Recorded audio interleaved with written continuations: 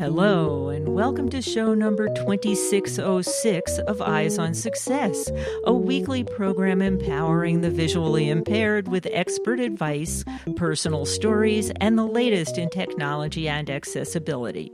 I'm Nancy Goodman Torpey. And I'm Pete Torpey.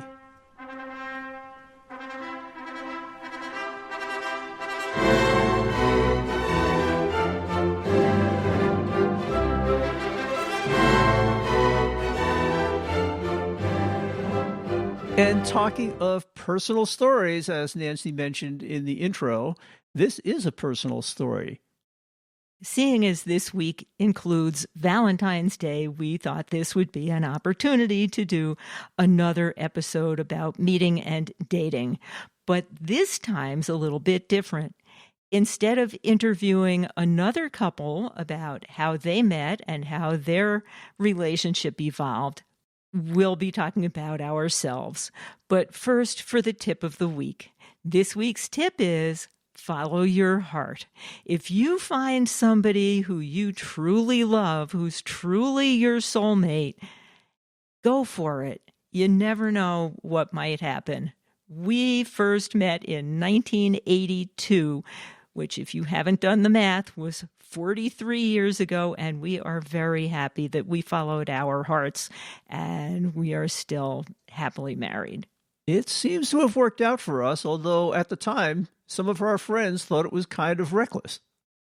From what I hear, some of Pete's friends were placing bets on how long I would stay with him, but they all lost the bet. Ha! You are listening to Eyes on Success. Success, success, success, success, success. People often ask how we met, and they usually assume that we met at work because we were both working in corporate research at Xerox Corporation in Rochester, New York. And we would have met there, but we met elsewhere first.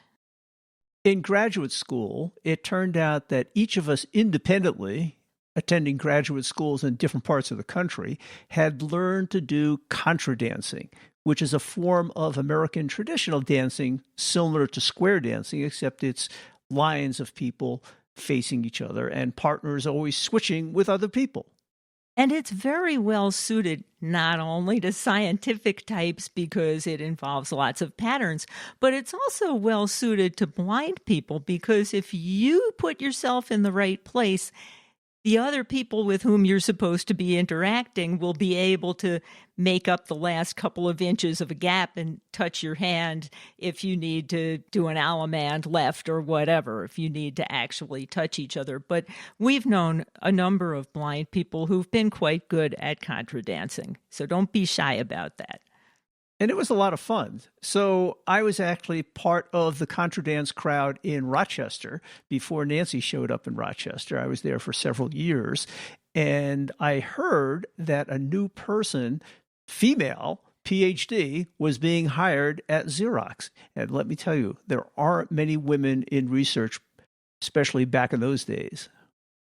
And Pete was so sweet. He sent me a copy of the schedule of the Rochester Contra Dance group through inter-office mail, which for any of you who can remember way back, those were those big yellow envelopes with the holes in them and the string that you tied around.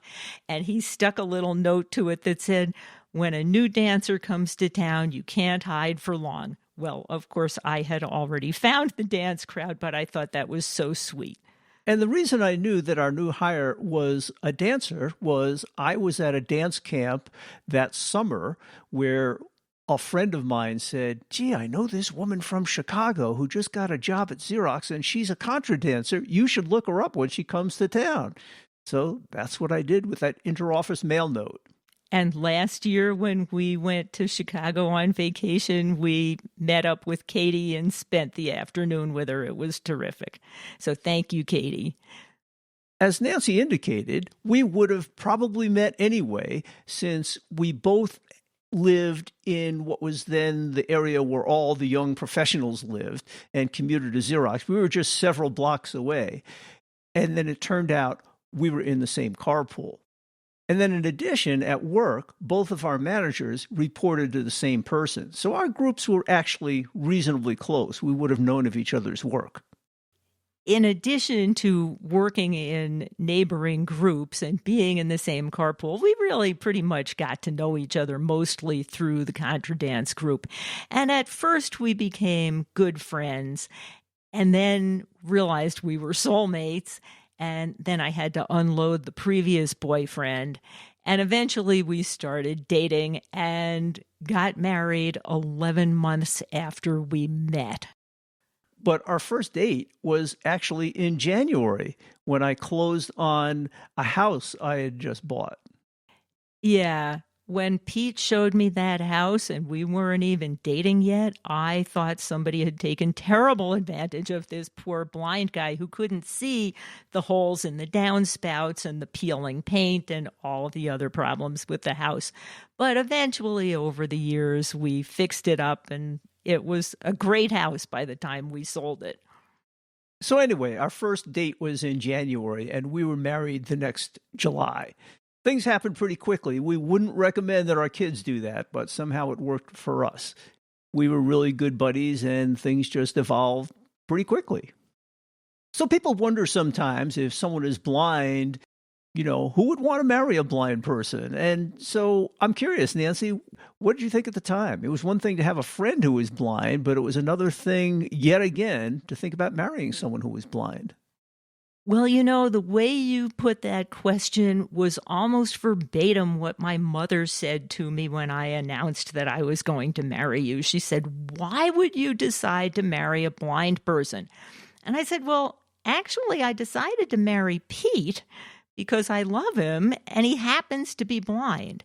And, Pete at the time had demonstrated that he was so independent and so capable.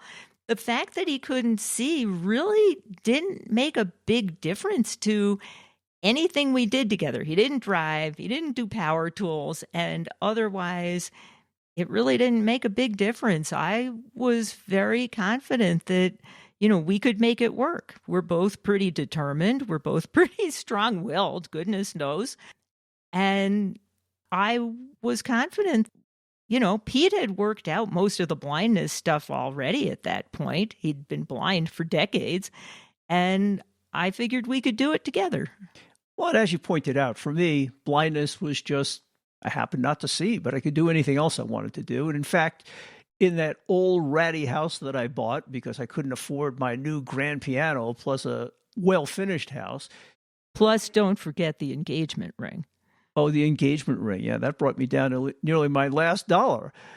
But anyway, in that old ratty house that I had bought, you and I did quite a lot of work on our own, putting up wallpaper and painting. We'd spend late nights doing all these things to fix up the house. We actually hired some people to do the major work, but it was kind of fun. And then you made other accommodations for me, like when we were contra dancing. Oh, well, yes. Once we became an item, it turned out that I liked to dress in ways that Pete could see it. He had a little bit of vision back then. So I would make a point, usually, of wearing bright, solid colors, because if anything had a pattern, that would all just blur together for him into one drab mess. So for that first date, I bought 7 yards of purple silk, and I made a terrific dress. But I also made a couple of dresses for contra dancing, and they were very bright, and they contrasted with the room, and life was good because Pete could find me.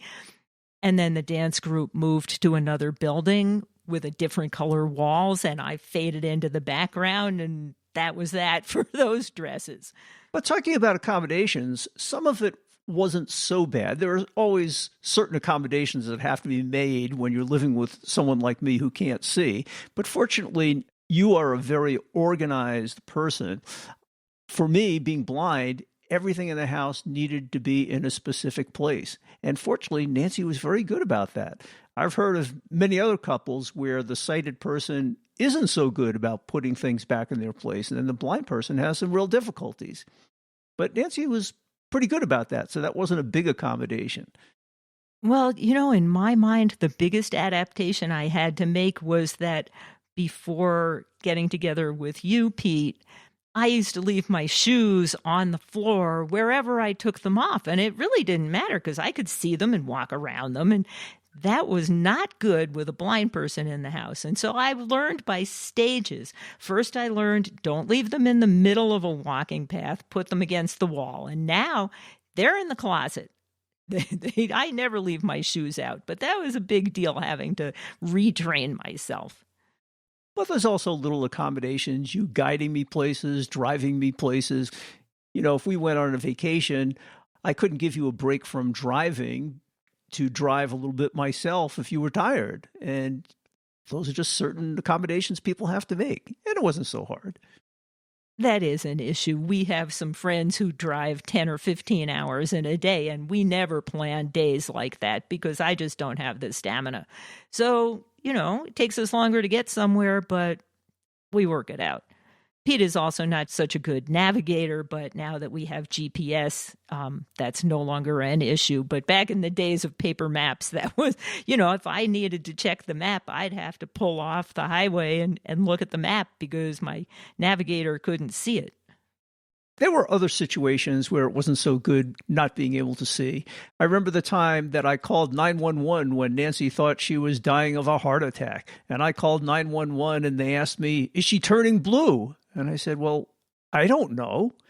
It turned out in the end that she had some muscle cramps from some yoga classes she was doing. But it just goes to show you that sometimes there really is an advantage of being able to see. But the dispatcher rolled with it when Pete informed her that he couldn't tell whether I was turning blue. And she was cool. She kept her calm and handled the whole situation and eventually sent over an ambulance. And they could tell for themselves that I wasn't turning blue. And fortunately, like Pete said, it turned out it was just muscle cramps. But it was right where my heart was, and it was pretty unnerving at the time. I was thinking when we started having a family that when we had our first baby that, gee, maybe I ought to put some bells on them so when they're crawling around the floor, I don't squash them. Turned out not to be necessary. Yeah, the older one is 40 now, and she's still making noise. Not a problem. So we did find ways of having fun together that took into account your blindness. So I had always enjoyed riding a bicycle as a kid. Well, when we got together, we got a tandem bicycle. In fact, in the early days, we used to take our daughter Allison, when she was just maybe 2 or so, on the back of our tandem. So there were 3 of us. One of us was mostly asleep in the back carrier, but that was a lot of fun. Well, as I recall, we'd go out on the bike, we'd get a babysitter to watch the one kid who was tiny, and we'd put the other kid on the back of the bike. We'd go out, do half a bike ride, come back, swap kids, and then do the other half of the bike ride. And of course, each kid would fall asleep on the back of the bike, but they just really enjoyed it somehow anyway, as did we. In fact, when they got older, we bought a second tandem. And we used to go on tandem rides with the kids. They would be on one tandem and we'd be on the other. And we'd cycle through the countryside of Rochester. It was a lot of fun.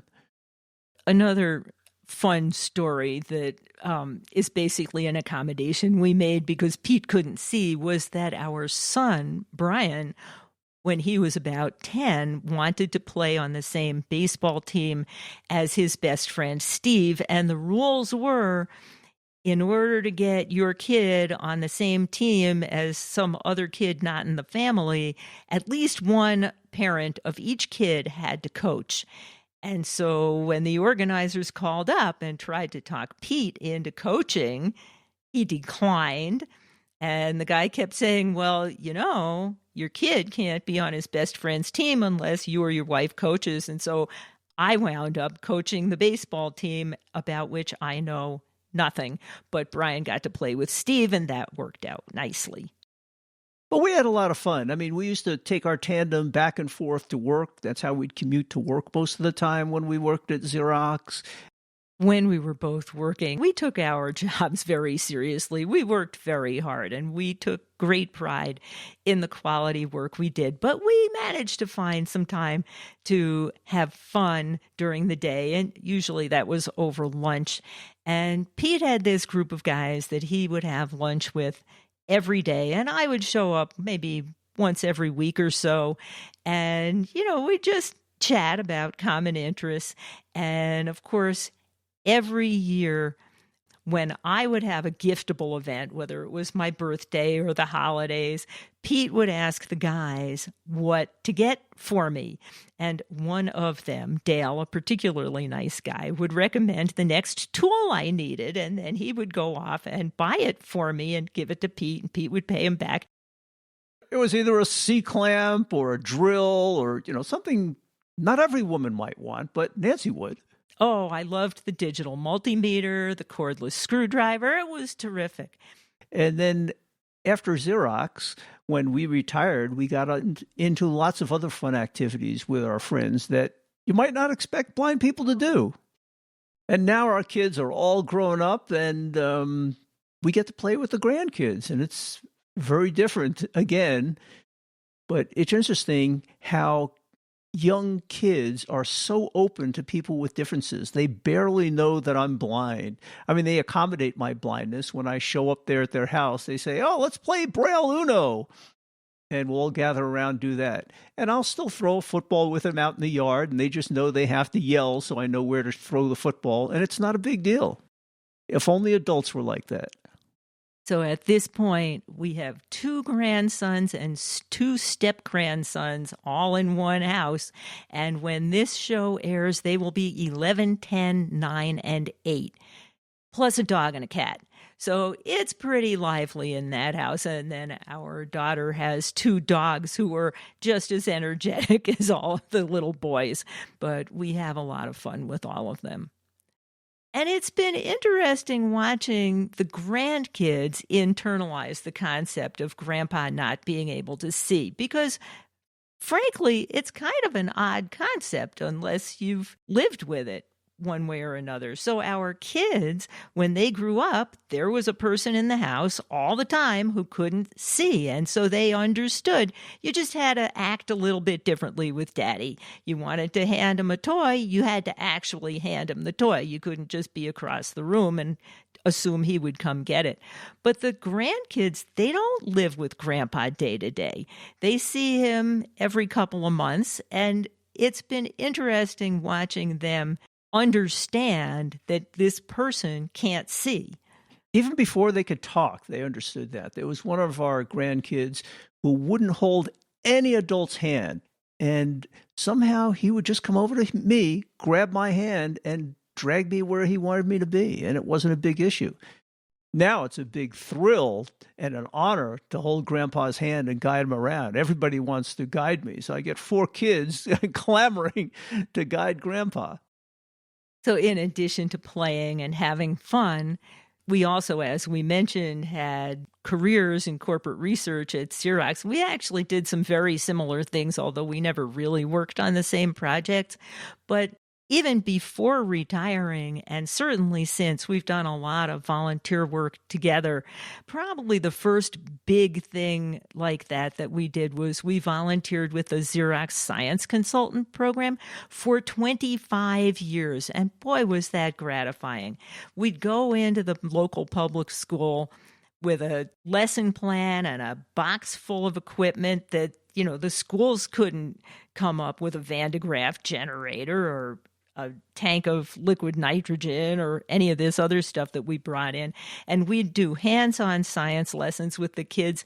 And after the second or third session, we'd walk in the door and these kids would say, "The science guys are here." And, to hear their enthusiasm, if all we taught them was that science could be fun and they would learn the concepts later, that was worth it.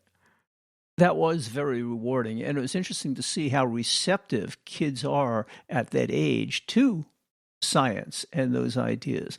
By the time they get older, all of a sudden, science is a geeky thing and no one's interested anymore. But we didn't expect them all to become scientists, but it's good to understand some scientific concepts since there's so much technology in our lives these days.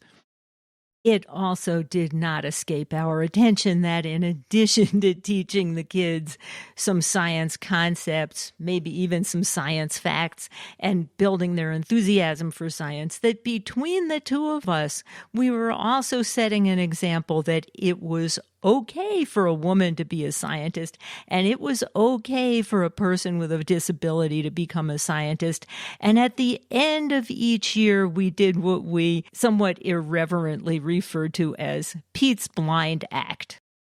And during that demonstration, I would bring in some of the tools I used at work, my speech synthesizers, braille displays, slate and stylus, and then I would show them how I did my work and how I lived daily life.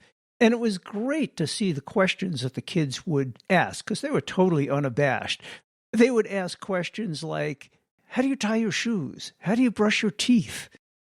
And of course, by the time we got to that part of the year, we had been coming in every couple of weeks teaching them science lessons, and they had all absorbed the concept that Pete could do anything anybody else could do quite nicely, thank you, except maybe he needed a little help getting around the room, and he'd walk around with his cane and occasionally hit a table, but he could answer all of their questions. And so they had really internalized the concept that his only issue was he couldn't see. He could think, he could explain, he could do the science just fine.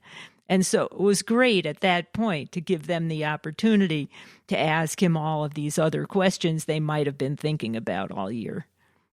So that was almost like a career for us. And then after we retired, we did some more interesting things. One of the first things we did after retirement was to get a bunch of our retired colleagues together and work on habitat houses. And when Nancy first said, let's do habitat, I said, wait a minute, I'm blind. And I said, but that's ridiculous. You've been doing home fix-it projects around our house. Why can't you do it on somebody else's house? And our friends and our daughter, who at the time was working full-time for Habitat for Humanity through an AmeriCorps program, said, but Dad's going to get injured if there's all of these unskilled, untrained strangers working in this construction site with you. And I said, well, I can fix that. So we rounded up a half a dozen of our friends because they only let small teams work on site at a time. And so they all knew Pete. We knew they were all pretty competent at home fix-it projects and construction projects. And every Thursday we would show up with our friends and we'd work on habitat houses. And it was, again, very gratifying. It was fun. It was productive. It was useful. And we kept it up for a couple of years until they laid us off because they had too many volunteers. But that didn't stop us from contributing to our community in other ways. And that leads into how we actually got involved in doing this podcast. We had volunteered on the recommendation of a friend of ours to help with the fund drive at our local NPR station. So there I was with Nancy's laptop computer answering phones and taking pledge drive requests. And everybody was really interested to see how a blind man was going to take all these pledges. And eventually, one of the station managers came in and she came to us later on and said, geez, it looks like, you guys are really good with technology. You talk well. How about if you help out in our radio reading service? So I actually volunteered through the radio reading service as one of the readers, and I would come in every week or two and I would read from the local newspaper, either the news section or arts. I tried to avoid sports because I couldn't pronounce any of the names and I know nothing about sports. But after a while of that, and Pete had done some work helping out, they had a blind soundboard engineer who needed his screen reader updated in order for the station to update the software they were using. And so Pete helped out with that. And then the station manager said, well, geez, why don't you guys do your own show? And so that was the origin of Eyes on Success, which at the beginning was called Viewpoints until we found out somebody else had trademarked the name. And it's been over 15 years. So it's interesting to have these several different almost careers. We were at Xerox, each of us, for about 25 years, plus or minus a little bit. And we did that Xerox science consultant thing with the elementary school kids for 25 years. And now we've been doing this show for over 15 years. There's lots of things to keep people busy, whether they're being paid for it or not. So if you add up those numbers, they come to a very big number, but there was a lot of overlap. So we haven't really been doing that many years consecutively. But we've had a lot of fun working together, playing together. We still love each other, I think. Ooh. And would you do it over again? I would. I would absolutely do it over again. As would I. You know, at our first anniversary, I remember you asking me if I would marry you again now that it had been a year. And I remember saying I would, but with more confidence. Because frankly, we hadn't known each other all that long when we got married. But I think, you know, we've grown together, we've stayed together, we've raised a family together, we've done volunteer projects together, and, you know, we're an item. And now we're living here out in sunny Colorado with the hiking trails and the gorgeous weather and the mountains, and it's like being in heaven. It's okay. Anyway, as you can tell, it's certainly worked out despite what some of our friends and relatives thought when we first got together. And we've had lots of fun times, lots of fun experiences, and it's been wonderful, eh? Sure has been. In today's show, we told you about our meeting and dating story. And if you look in the show notes for this episode, which is episode 2606, we'll have links to a number of episodes in which we talked about meeting and dating stories of other people. We'll also have a link to another episode where we interviewed many of the people in our lives about living with a blind man. We talked to my mother, my sister, Nancy's parents, who really weren't so eager for their daughter to marry a blind man. And it was very interesting to get the reactions of all these people and their various perspectives on living with and or knowing a blind person. Well, my parents warmed up to the idea after some large number of years. Yeah, only about 15 or 20. We also tried to interview our kids about what it had been like growing up with a blind father. And when we posed the question, there was dead silence. They're like, he was just dad, you know, and he couldn't see, but that was just life. They were speechless. It was kind of funny. Yeah. So that was a really interesting episode that we hope you'll go back and listen to. So look for those links. That's it for this week's show. Next week on Eyes on Success, we'll be talking about the various services provided by the Chicago Lighthouse. Chicago Lighthouse specialists provide assistive technology and personalized guidance for people adapting to vision loss. We'll talk with provider Patrick Andrade and patient Pat Cosmerl about tools, training, remote support, and the essential resources that many ophthalmologists never mention, but that can make daily life far more manageable. You've been listening to Eyes on Success, available wherever you get your podcasts. For show notes, resources, and more information, visit our website at eyesonsuccess.net. Thank you for being part of our community. Until next time, I'm Peter Torpey. And I'm Nancy Goodman Torpey. Thank you for listening.